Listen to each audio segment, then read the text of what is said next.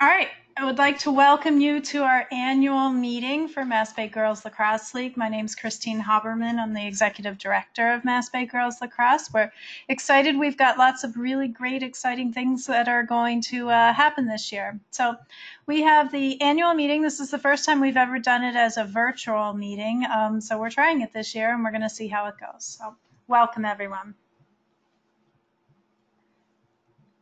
This is what we're going to talk about tonight. Year in a review. We've got a treasurer's report, our initiatives, key dates, and closing. Oops. So who are we? Mass Bay Girls Lacrosse League. We had 350 girls lacrosse teams in 1st through 8th grade, which is U9 through U15. We have more than 8,000 girls playing lacrosse from 73 different towns in Eastern Mass. And the board is comprised of volunteers. So if you are interested in volunteering, please reach out to me or one of the other board members, and we would gladly answer questions about it.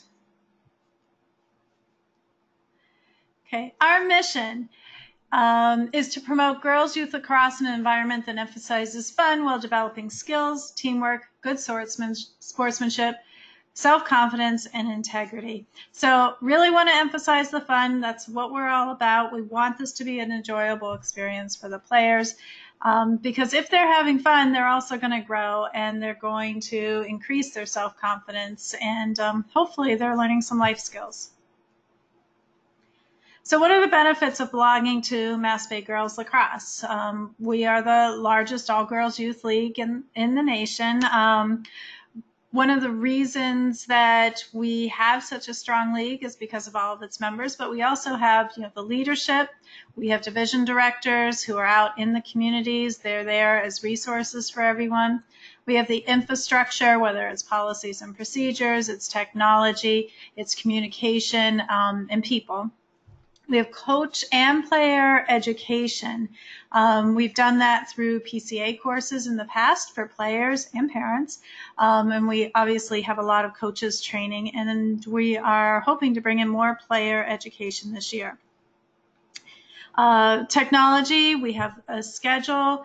And this year, we're going to be coordinating our schedule with MBGLL, which will be a huge time savings for the different programs that have both boys teams and girls teams playing. Our Jamboree, and we have other events. We had a really big event down at Harvard University, the championship games. So we had girls down there. They were also playing in a clinic. We have a Harvard Youth Day where the girls get to go out, they play in the fields, and they get to interact with the Harvard players, sign autographs, and we try to look for different opportunities throughout the year. So we try to do a lot as far as events. Oh, we have our Youth Play Date as well. So we have a mature player program, which is our select program. We have services for new programs. We're always welcoming everyone to join and to start up a program, but sometimes people are not quite sure how to do that. So we have mentors who are our volunteers. We also have our division directors who act as a resource, and then of course the board. We have vendors and sponsors who are out either at some of the events or else they're helping us in the background. So last year, as you can see, we did a lot. We had level 1 clinics, level 2 clinics, Q&As, rules clinics, Positive Coaching Alliance. I talked a little bit about that. We didn't actually put on the convention, but we certainly were an integral part of it last year and helped to host it. We had our play date, the youth day at Harvard. We had our schedules and the Jamboree. Okay, so this is our board of directors. As you can see, we have some openings. We are looking for 2 division directors, and I know I'll be out at your divisions, but please think about helping out. The division director is really someone whose biggest skill is going to be communication. So you don't have to be a lacrosse player to be a division director. It's really going to be about facilitating the communication and promoting our mission. So Metro West North Director and also the South Director is what we're looking for. And those, I would say, are two of the biggest positions.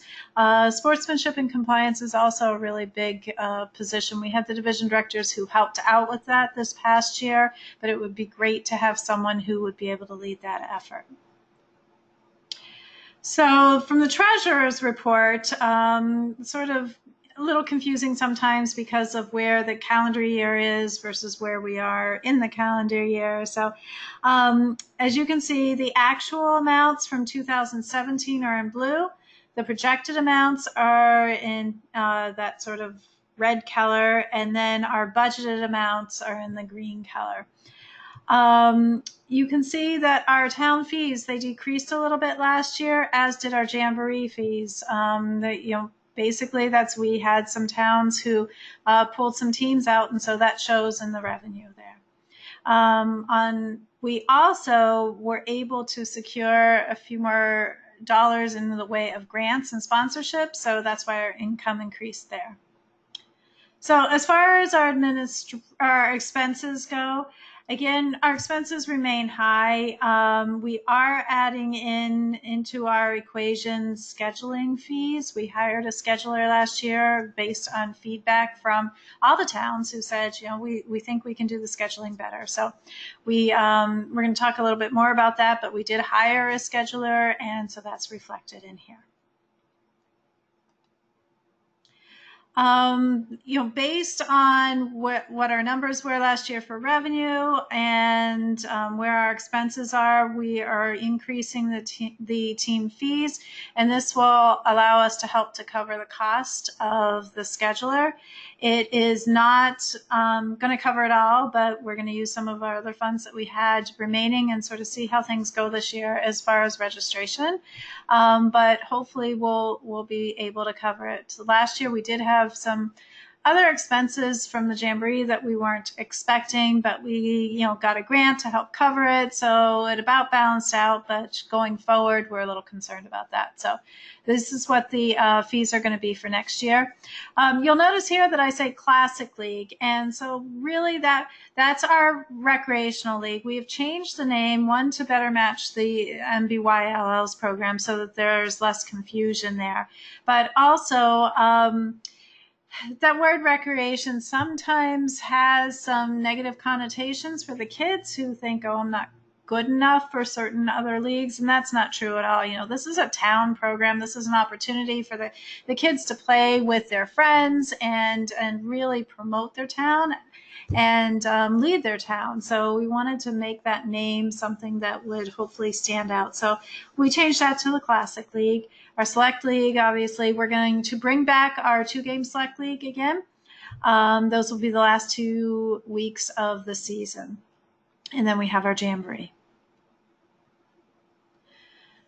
So every year we get grants and sponsorships. So we are continuing to work through that this year. But as our expenses increase, and we want to try to offer more and more programming, more and more activities for the players and for the coaches, that also means we need to find extra sources of revenue. So, other than towns who are already involved and really supporting us wholeheartedly, we're going to need to do some more fundraising.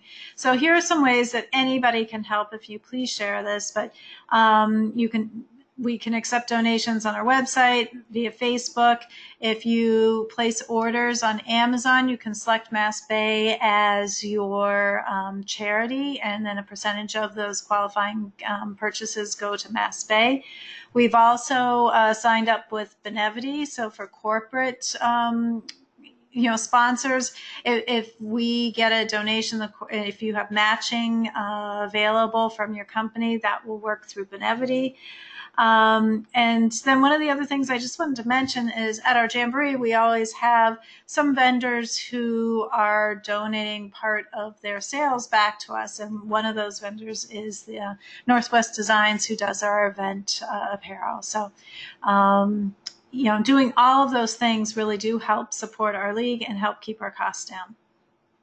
So one of the things that we are introducing, we started launching this last year, is our Gold Star start compliance for programs and towns that really support our mission and are doing everything they possibly can to make sure that they are delivering a really strong experience for the girls. So one of the first things, which was last year, is towns submit a spreadsheet indicating the coach's compliance. Again, we're going to ask you to resubmit that this year, but all you have to do is copy and paste what they did last year and then just add anything for new coaches. So in order to achieve this status, you also have to show up to all your volunteer positions, attend all the meetings. And if you do that, one, you know you're doing a great job, but we want to recognize and honor you for doing that so that you will have something to put on your website that says, hey, we've really done all of this.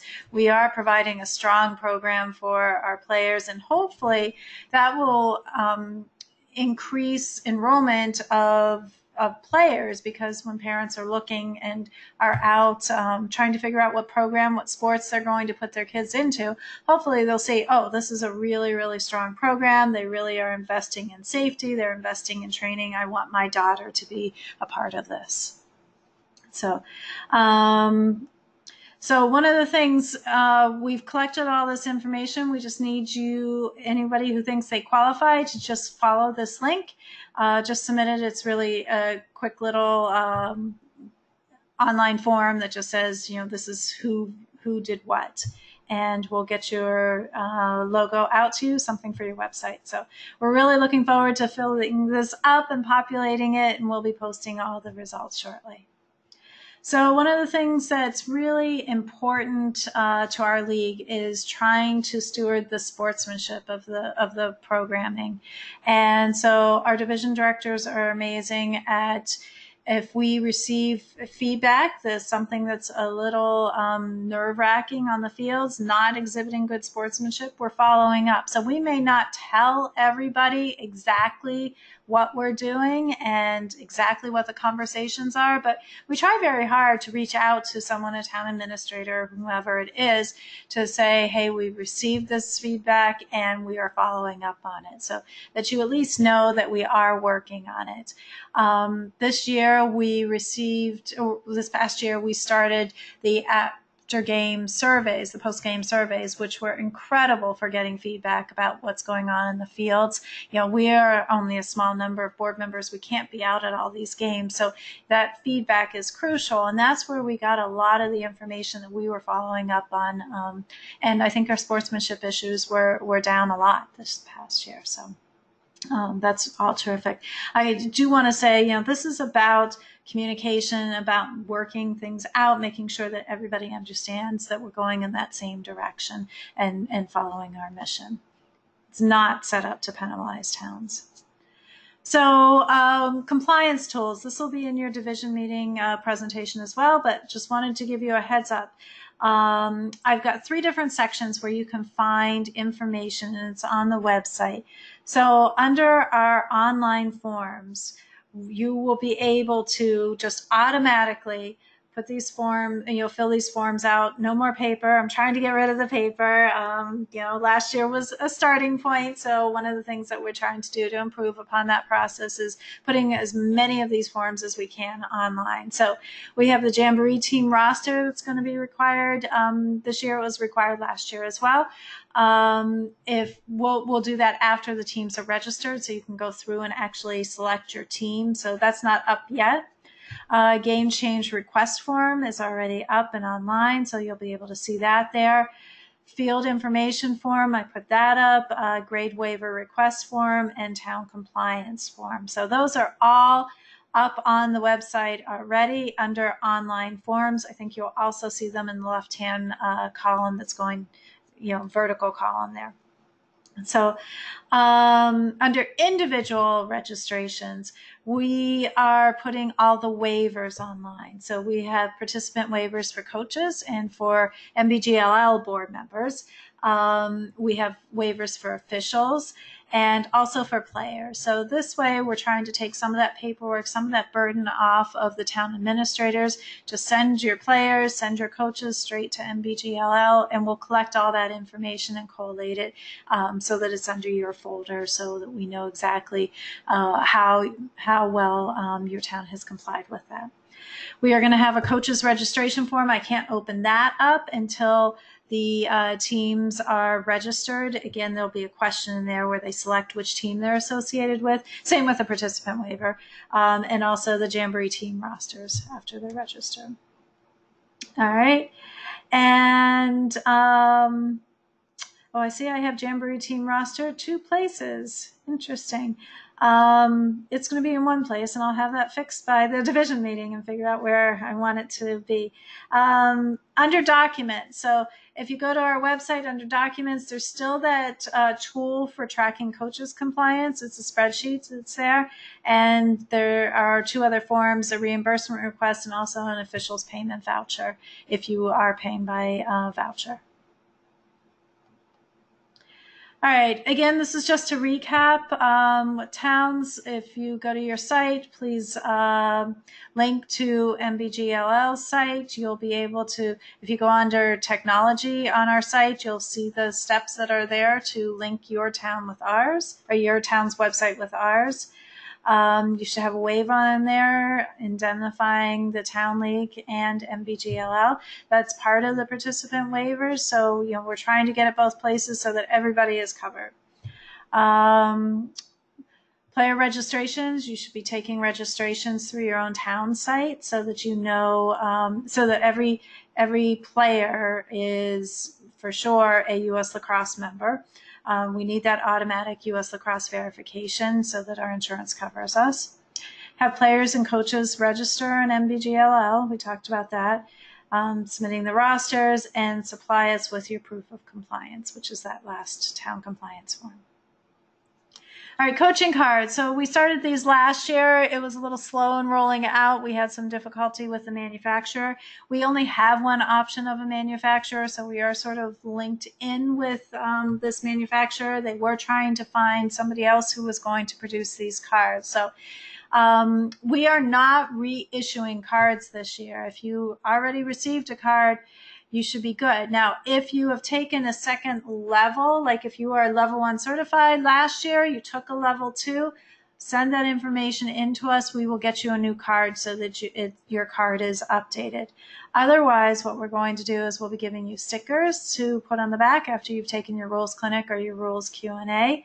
And the way these cards work is when you are out on the field, you go up to your pregame meeting with the official and the opposing coach, and you show each other your cards. You shake hands, show your driver's license, so that's your picture, and just introduce yourself. These cards are something to really be proud of because a lot of people have done a lot of work in becoming trained, learning the rules, going through background checks and everything else that's required by the state and by U.S. Lacrosse. So it's really important that we are monitoring all of this so that everybody understands, what we've gone through. So I see there are some questions here. I will get to questions. Just want to try to get through some of these, okay? Let's see. Oh, new this year is we're going to also put the coaches' names who are in compliance. They're going to be on a listing on the website. So if by chance someone has forgotten their card, hopefully they won't. It'll just be in coaches' bags. But if they have received their cards, they've done the Q&A and the rules clinic, their name will be up on our website. So if you're out at the field, I forgot my card, just quickly put up our website and you'll be able to see the name there. So for those who don't have cards or who need new cards, we're going to do bulk ordering again. So these are the dates that we have the bulk ordering. Some of them are scheduled right after the level 1s that we have scheduled so that you'll be able to still get your name checked off and the card produced. So the way it works is I submit to the company a list of coaches' names of everyone who's taken that level 1 course, has their U.S. lacrosse membership, and the rules clinic is slightly different, but that's the part that we do there. This company then goes to U.S. Lacrosse's website and verifies all that information. So last year we had quite a few issues where birth dates were wrong or memberships were expired. So the cards weren't created because those cards, those coaches were not in compliance. And so we needed to make sure that everybody was. So that's why some people didn't get cards. There were issues along those lines. So if that happens, we reach out to the town administrators. We have you working with the coaches to reach out to U.S. Lacrosse to fix their birth dates or whatever. One of the other things that happened, though, is that may have been done, but nobody ever got back to us saying, yes, that's all been taken care of now. So we didn't know if it was taken care of or not. So one of those things to really try to get into for next year. As I said, it was sort of a learning process last year. We eased into it. This year, everybody's going to be required to have these cards. For town administrators, here are some of the meetings that are really mandatory. We have the division meetings, which are scheduled. I'll show you a spreadsheet of those in just a second. They're also up on Mass Bay's calendar on our homepage. That's where they're located and the time frame.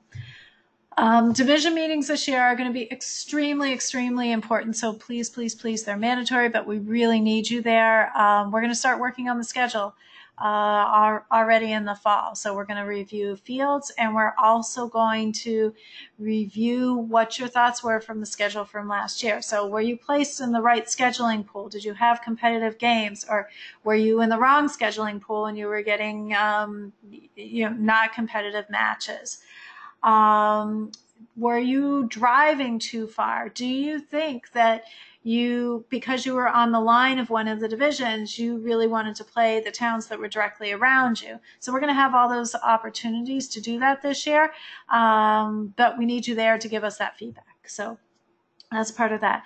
At the division meetings, the scheduler, Gus Bickford, is going to be there. He's the person that we hire to actually create the schedules. So he's going to take all that input, and he's actually going to create drafts of, and templates before the registration closes. After registration closes, we're going to have you all review what he's put together based on the teams that are registered, and that process will keep going. One of the things with that process that's going to be really important is making sure that you are getting that feedback back to us. I think we'll have a week there, but you've got to turn those drafts around and look at them very quickly so that we don't get behind in releasing the schedule. Game change request forms are going to be needed after the schedule is locked, which is March 15th. That game change request form is already up online. And any major game changes, you shouldn't have this, but if you do, so we're a Sunday afternoon league.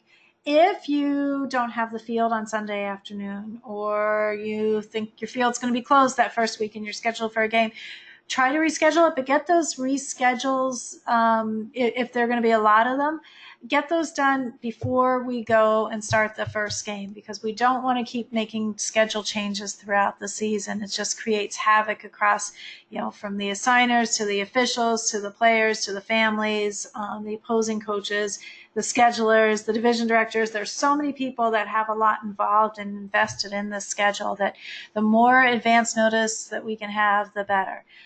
Schedule changes, again, just like last year, they are to be requested by your town director, and also a minimum of a week in advance. The only exception is when your field closes. So if your field closes, we know that, we understand that, we just need to get that information logged into the system so that we're able to notify as many people as we can. As a home team, obviously, you still have to reach out to your opposing coach and to the officials, but we'll do everything we can on our end to help and support that. Okay, So we did the summer survey. It's one of my favorite things to do because we get all sorts of really great feedback that we take and review, and that helps to shape what we're going to do in the next year. So some of the things, some of the major comments or themes that were in that summer survey, I think a lot of people like the weekly sportsmanship surveys. So that was really, really great. And as I said, we got a lot of feedback and we're able to follow up on things. And some safety issues came up that we were able to address right away. So it's really important to continue to respond to those. And we thank everyone for doing that. A lot of people enjoyed the Jamboree. That's my favorite part of the whole season because everybody's together and there's a lot of camaraderie and it's just a fun experience. It's a festival experience and everyone has a great time. So what's not to like about that? Theme that the communication was very helpful via meetings, phone conferences, email surveys, and our division directors who are just amazing at reaching out to everybody. Sportsmanship and the follow-up, again, our division directors really took the lead on that this past year and did a really terrific job of reaching out to any regarding any concerns that we had. And people like that we are trying to schedule as much as we can with competitive games and limited travel.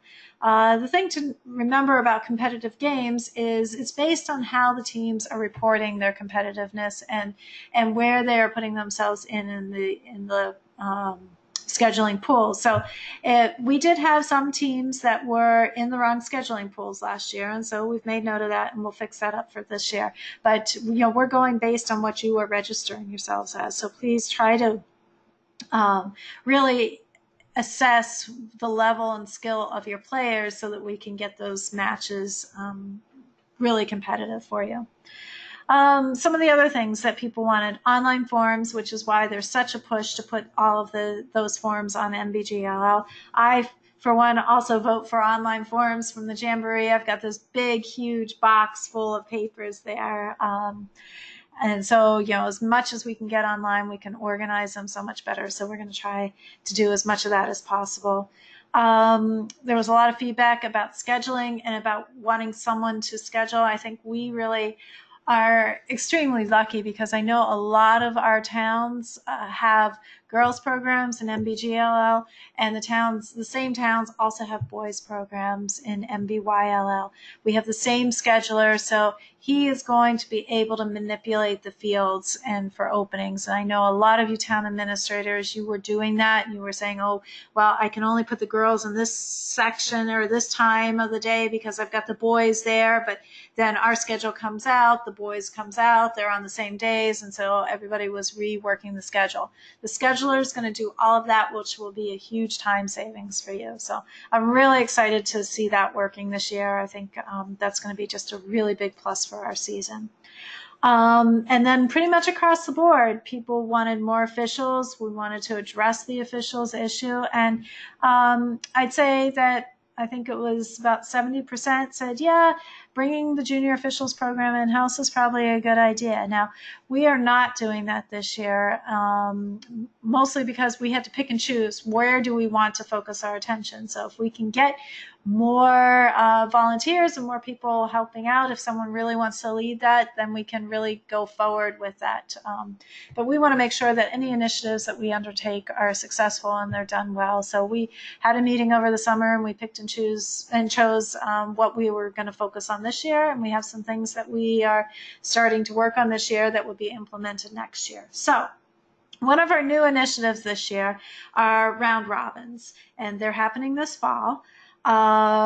We have two different locations. We have Woburn and Groton, and they're going to be small-sized games, 7v7 plus a goalie, 25-minute games, running time, 3 games per team. So our thought with these round robins is there are a lot of towns who are running little fall ball, get to learn the sport, and they're doing little clinics in their towns, which is fantastic. But how do we get those girls to then sign up to play on your teams in the spring. Some do, some don't. So we wanted to give those girls, those players in particular, an opportunity to really get out there on the field, have a lot of touches, experience a real game. So that was the original thought for the round robins. Now, we've also opened it up if you have girls who are playing more more advanced, I'll say more advanced. Mostly it's intermediate or high advanced or high intermediate, different rankings there. But we'll try to do our best to match those up. We're expecting that these are not full teams. It's really just get in there and really try to play. It could be that you have a program that's more advanced that's playing, but we have them all playing with a non-dominant hand. So those are things that these foul balls are really in an answer to a request from towns to help build their programs. Next year, 2019, this is just sort of a spoiler alert, but we are going to be offering a 4-game foul ball schedule in 2019. And the reason we wanted to start getting that information out to you now is that then when you're putting in for fields for the spring, you can also put them in for the fall. So just to recap, we have going on this fall, the round robin. So you don't need any fields. All you need is, probably 8 to 10 girls so that you can play. And I should say we did that smaller size also because realizing this is not the season, you probably don't have big teams, but this would give an opportunity if you have smaller teams to put those girls in and play. If you want to combine with other towns to do that as well, that's fine. The biggest requirement is U.S. lacrosse membership. So that's there. Registration is on mbgll.org. Hope to see a lot of you there. Okay, another big thing that we're doing this year is called Laxapalooza. Love that name, so I had to get it out there and think of something to do. After the convention last year, or during the convention, we were really talking as a board and wanted to do something that is like a convention, but really involves the players as well. So we came up with Laxapalooza.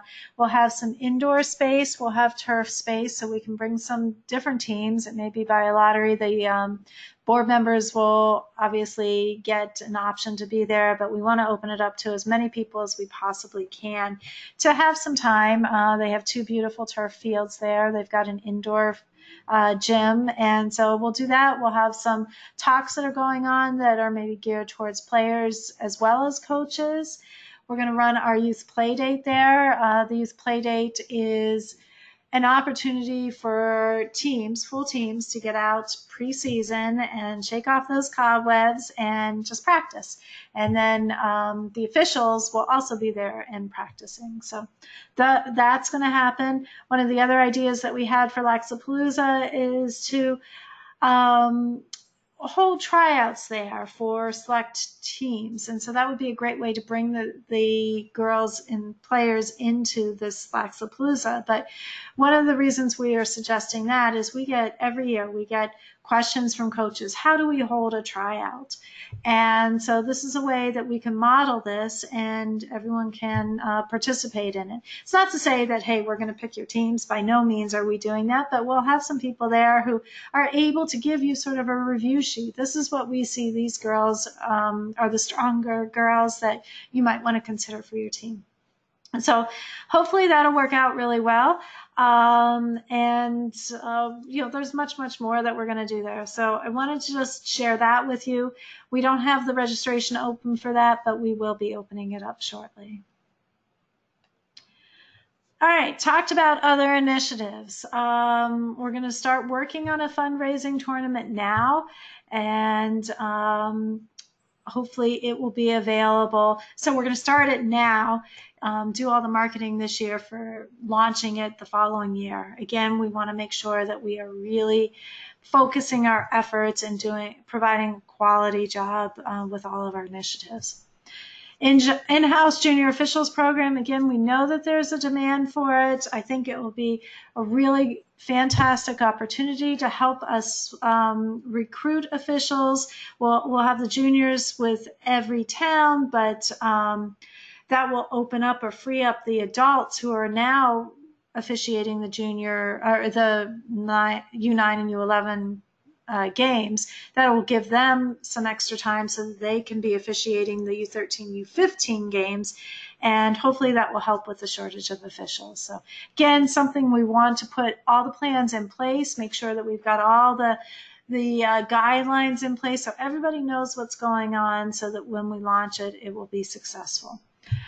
Centralized payment. I know this is something that everybody wants. We've been working on it on and off throughout the year, so we're going to look at that again for 2020 and possibly look at hiring some administrative help to help with some of these other things like the payment. If we do go to centralized payment, we're going to need someone to be cutting payroll, essentially. If we have a juniors officials program, I see a need for us to have someone who will help facilitate that. So those are all things coming in 2020. As I said, we have lots of new ideas and new initiatives. We just have to pick and choose what we can do with our bandwidth and just keep going.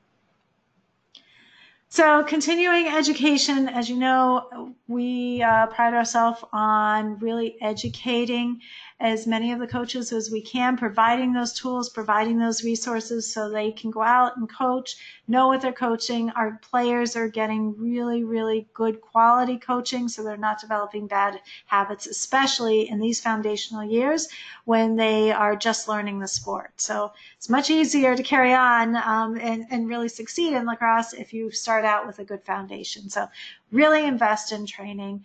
And we've also found that those who are trained, who take the level 1 courses, who take the PCA courses, and who take the rules courses, all of those, we have very few issues from coaches who have complied with all of that. The sportsmanship issues that we found are from people who've decided, nope, I'm good, I know this. And so we're really working, that's why we have the coach's card. We're really, really, really working to make sure that everybody is on board with it. So this quote here, I have this in every year because I think it's a great quote.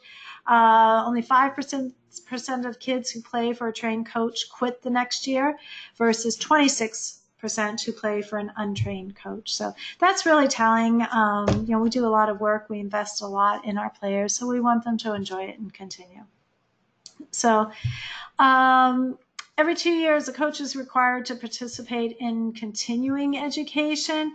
We have some different options here that they can choose from, or if you have other options that you are working on, just work with your division director. We'll just we'll approve it or not, but at least communicate with them about it.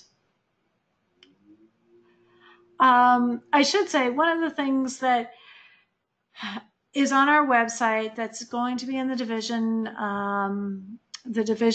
director or the division meeting is, what's required at each level. So yes, we do have different educational requirements for onboarding for that first year.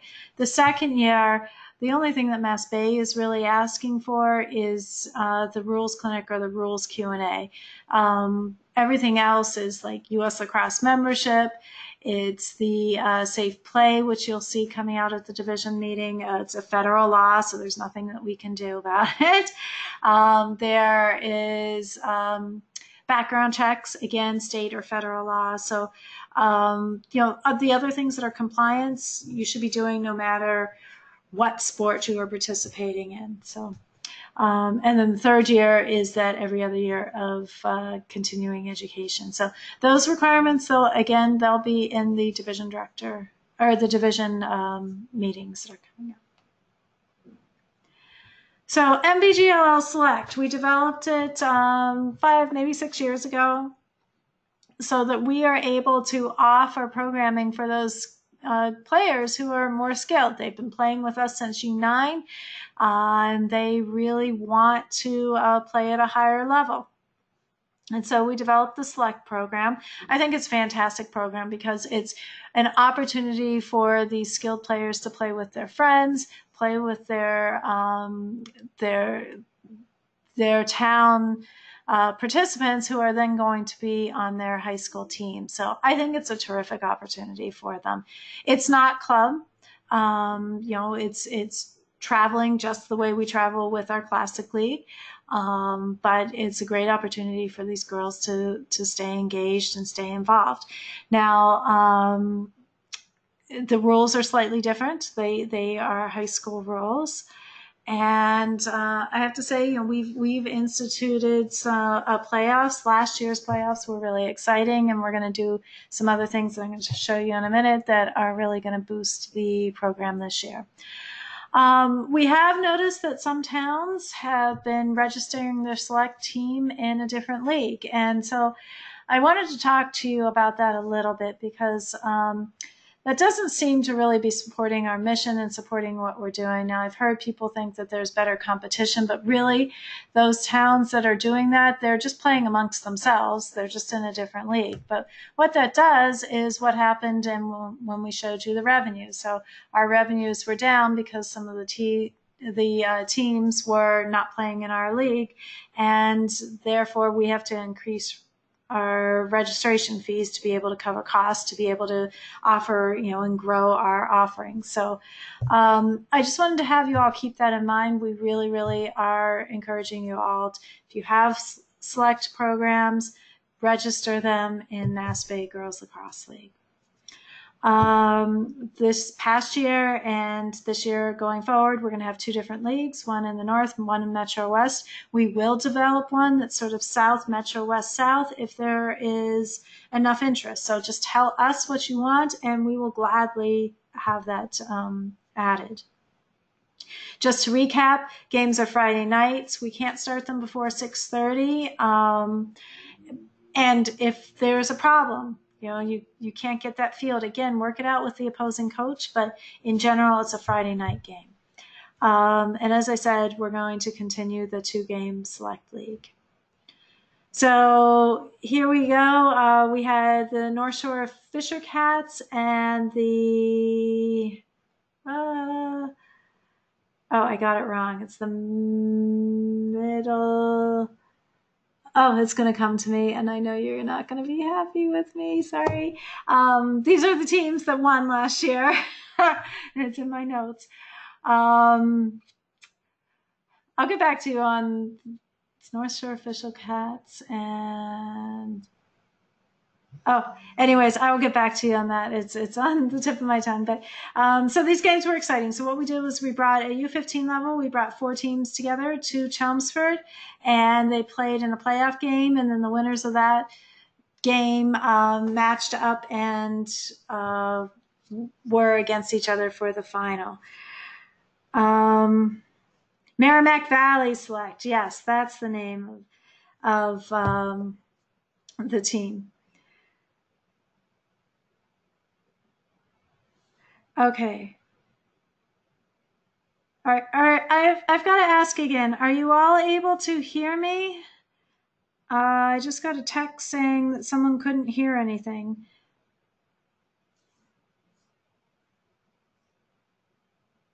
Oh, yes, you have to be able to because you're responding to me. So, all right, sorry. So with our select program, we now have a select director, which is Mark. We're really excited about that. And he's going to really lead this effort and move it forward for the coming year. He's already started putting together a written resource and guidelines for the program. We're going to have team rosters and age verification.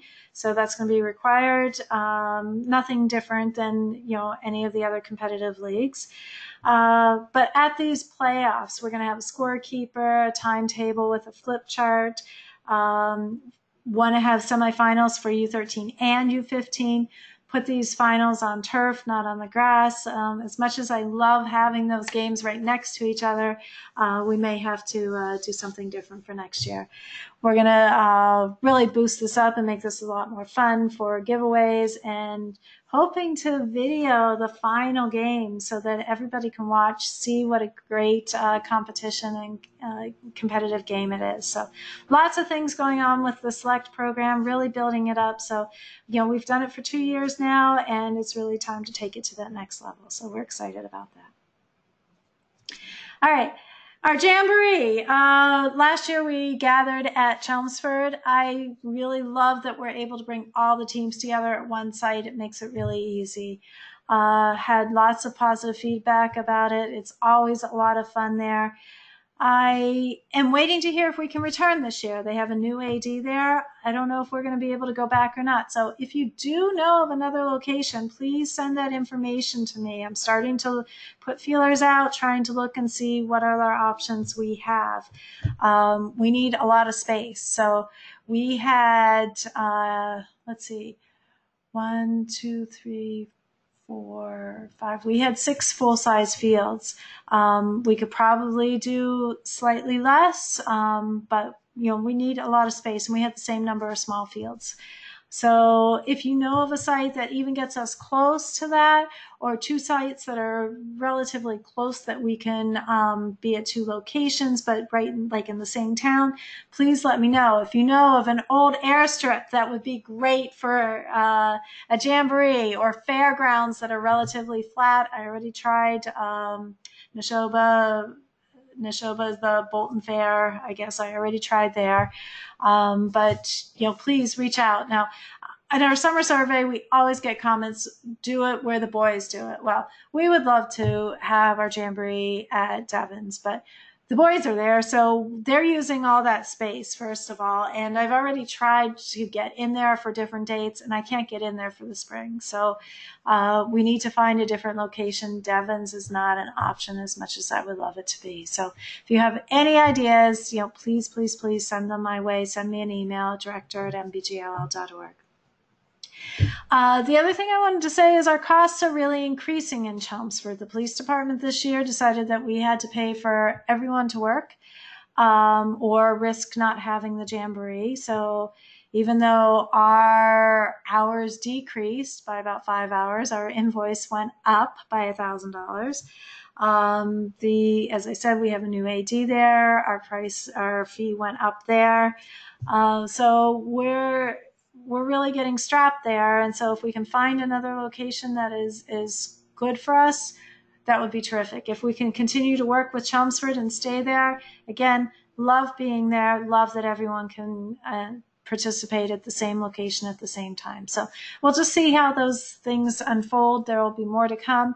Our Jamboree registration will open in probably April. And then at any of the events, I'll post on MBGLL or I'll post on Facebook. So hopefully someone is there on Facebook and is able to get messages out. We did that a lot with cars being parked illegally, and that really helped. So just wanted to mention, the Jamboree is a fundraiser. We invite U9 through U15 there. And so the more teams that come, the more we're able to earn money for the league throughout the year and throughout the season. So really encourage you all to put that on your schedule. So it's not an 8-game classic league schedule. It's a 9 different day commitment so that you're including that Jamboree. So hopefully we can, again, continue to grow that event. The girls love it. They really do. That's a fantastic way to end the season because they're having so much fun. The vendors are there. The food trucks are there. They're getting a little present at the end, in form of a giveaway. So it's all fun. Again, online rosters and U.S. lacrosse numbers, and we are really going to work to increase our vendors and sponsors. So, role certification, again, this is something that we've done in the past. We want to start building this up again.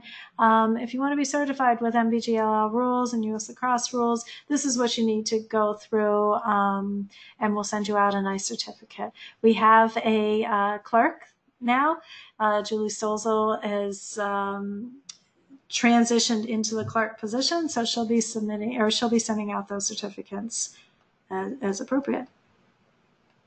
So our fees, again, we haven't changed the fees, and the reason for that is, we feel that we're paying rates that are really competitive for what the officials are doing. And there's some other things that we'd really like to see, like transparency and ratings, but we're not there yet. So keeping the rates the same, I think they're affordable. And they still tell the officials that, we really support you. We appreciate that you're out there. All right, so here are some key dates for our Classic League. I'm going to open registration up. We've already had one town register. That was a specific case. So we're going to open registration up earlier this year for everybody. That will be October. Last day to pay by check is going to be December 15th. Final team registrations are due January 14th. January 15th, anyone who is registering on the 15th or later, there's a $50 late fee that applies, and that doesn't guarantee that we can get you into the schedule. We're going to try our best, but the way the scheduling works is once we've created that first draft, if we have a town that is coming on, first of all, if someone drops out, we'll just stick them into that slot. But if nobody drops out and you're registering your team late, that's okay. We'll work with that. But what we'll do is we'll ask for volunteers, from different towns to play you. We're not going to rework that schedule. We just can't start all over again. So we want to support you. We're going to do the best that we can to get you that 8-game schedule. But there are just some parameters around that. March 15th, we're locking the schedule. Grade waivers are due to your division director. Again, the grade waiver form I've put online this year. And a grade waiver is not required if you have a player who's playing up one grade level. So let's say you have a U13er, a 6th grader who wants to play on the U15 team, 7th and 8th grade. That's fine. We don't need a waiver for that. But if you have a 7th grader who wants to play on a U13 team, we definitely need a waiver for that. So those waivers get submitted online. They'll be sent out to the division directors who will work with you, get more information, and then we'll make a decision in conjunction with the sportsmanship committee. So those are great grade waivers. These are the game dates that we voted on at the summer wrap-up meeting, and then the Jamboree is the 15th and 16th.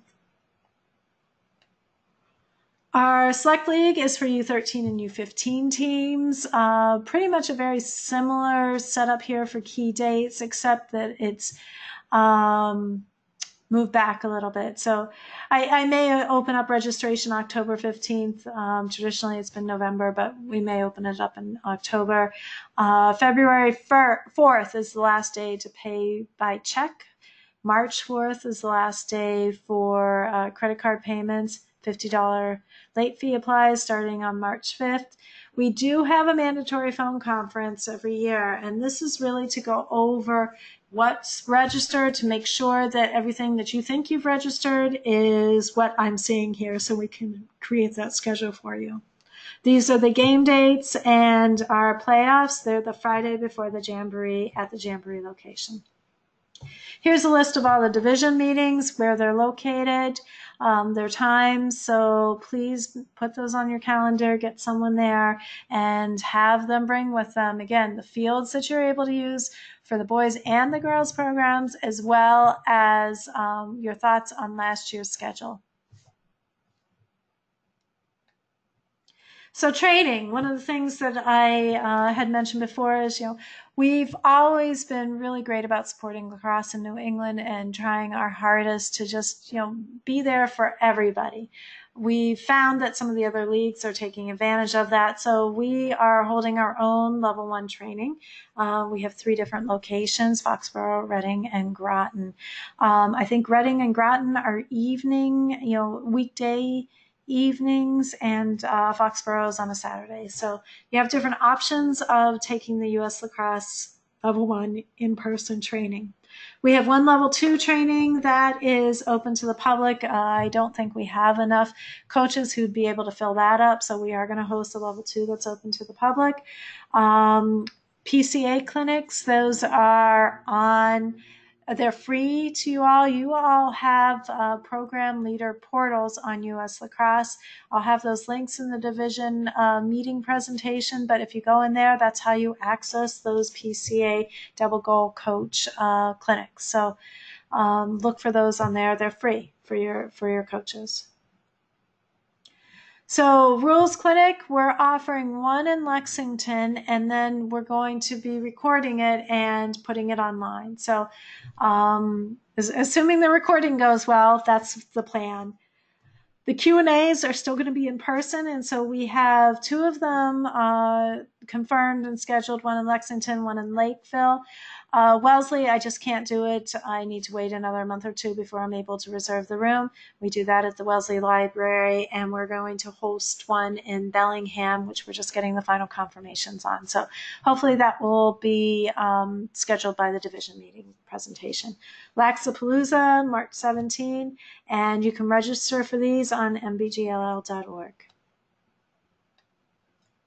Okay, so now I'm going to take questions. Let's see.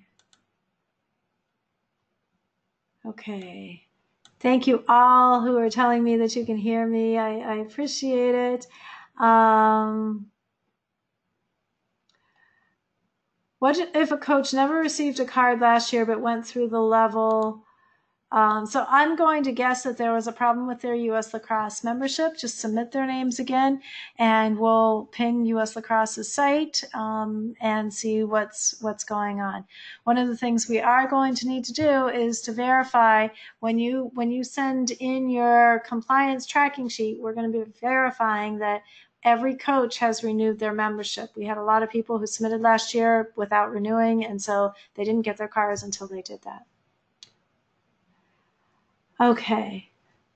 Let's see what some of the other questions are here. Linfield never got your cards last year. Okay, so we'll check into that and see where those are. I know that Paul is on, so we'll touch base on that. Okay, so again, Easton having trouble with their cards. Again, let's look into it and we'll see what's going on. I suspect that there was a problem when it went to the US Lacrosse site that they didn't qualify. Okay, there was a question about releasing the schedule. Yes, I understand the MBGLL schedule came out late. I've already talked to the scheduler and said, we don't want to wait for them. You know, we're going to be doing our thing. I think they're switching up how much time they're giving the other programs for feedback. That's my understanding.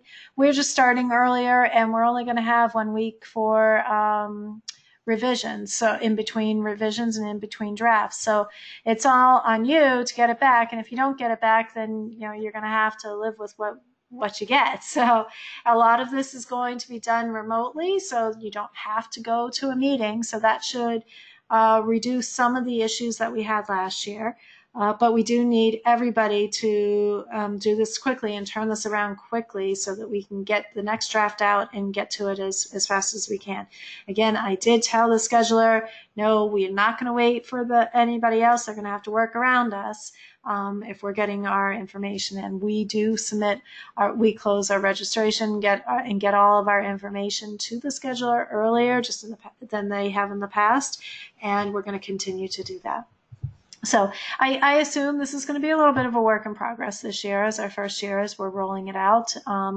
But I think the scheduler has a lot of experience with MBGLL, so it's not a new thing for them. And the division directors and I are really going to be facilitating this and working hard on it this year. Can I post this presentation? Yes, it will be posted along with the recording. You're just going to have to give me a couple of days. It's a busy week here, but it will be posted.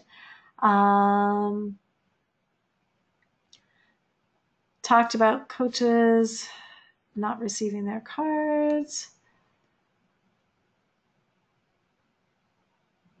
Okay. A suggestion about Devons. Again, I can't get us into Devons for the Jamboree. If you have any other suggestions, I'd really appreciate it.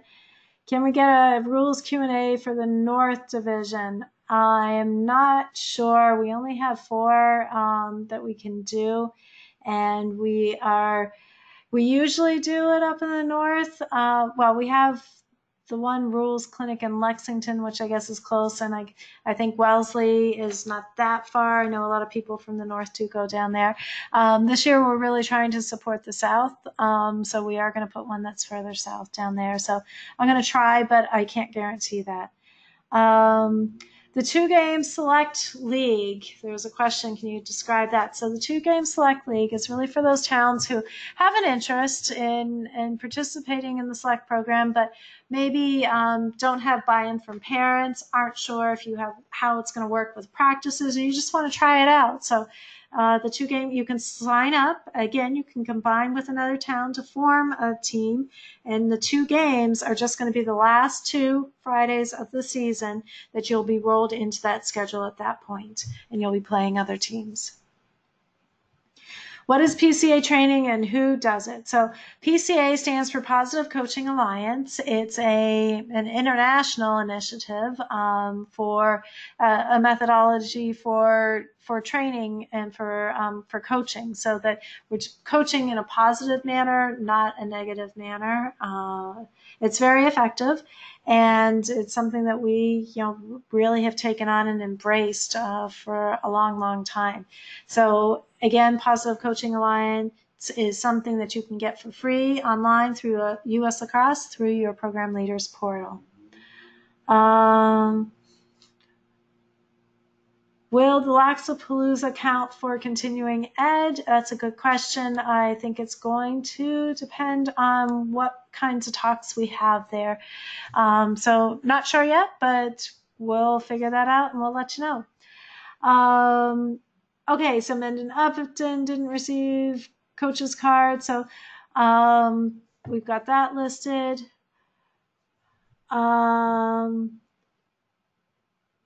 Soccer plays on Sundays, and we would need the U9 to play in one of the earlier spots in Linfield. Okay, so again, if you are not able to get your field, just work with the opposing coach, and we'll get those games scheduled to a mutually agreeable time. So we can't just automatically schedule in the morning for you, but if you work with the other coaches, then we can certainly adjust the schedule. Is there a possibility to do blocked scheduling like the boys do? Yes, absolutely. We're going to do that as best as we can. That's the part that the scheduler is going to put together here before Christmas, so that we've got those block schedules. We won't have the teams, but at least we'll have some draft of it, some idea. Okay, so one thing to remember is, as far as fields, we are requesting 1 field for every 5 teams that you enter. So just keep that in mind. If you don't have more than 1 field, that's okay. But just understand that you may have fewer home games just because we're trying to fit everything in. Who's hosting the Metro West North meeting on 9/20 at the Shrewsbury Library? That would be me. Where there'll be a fee for Laxapalooza. Again, that's a little unsure. We're trying to flesh out all of the programming that we're going to have there and what our costs are going to be. There very well may be a fee, but we just have to work that model out given what and the budgeting out. So we're still trying to put that together, so there'll be more to come on that. The issue was with refs. Not quite sure I understand that. We're going to be able to note with the scheduler if we have 1 coach for 2 teams for blocking. Yes, but we again can't guarantee that. But if we're going to try our best to do block scheduling, so it may work out in your favor.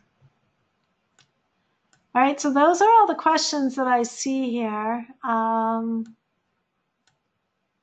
Yeah, so if anybody else has any questions, now's the time to ask that. I do want to go back quickly to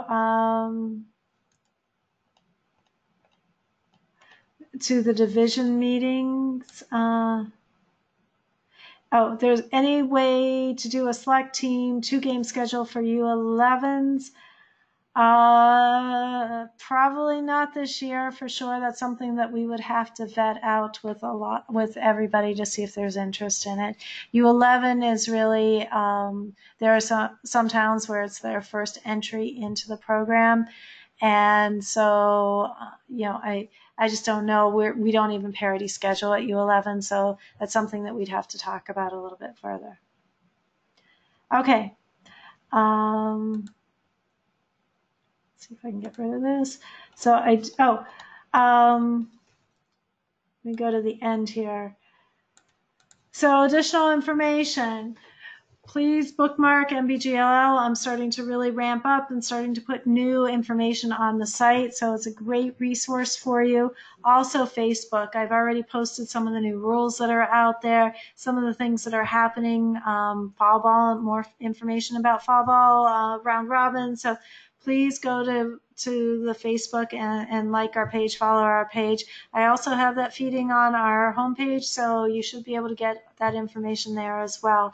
If you're not a Facebooker, that's okay. You can set it up so that you get email notifications, but you really want to try to get that information. We do have blogs on our site. Those can get busy, especially in season. You can feel free to email any of the board members with questions. We're happy to help you and to respond to you. If you're willing to volunteer for one of our board positions, please reach out to me. We'd love to have you. And I'm going to open up the volunteer positions probably by the end of this weekend. They're pretty much ready to go. I just want to review them one more time. So they will be there. Again, when you sign up for your volunteer position, you will then get the link to register your teams. So thank you for supporting MBGLL. We really appreciate your efforts. I think we're all collectively doing an amazing job to offer a terrific program for our players. So thank you and enjoy the 2019 season. We'll see you at the division meetings.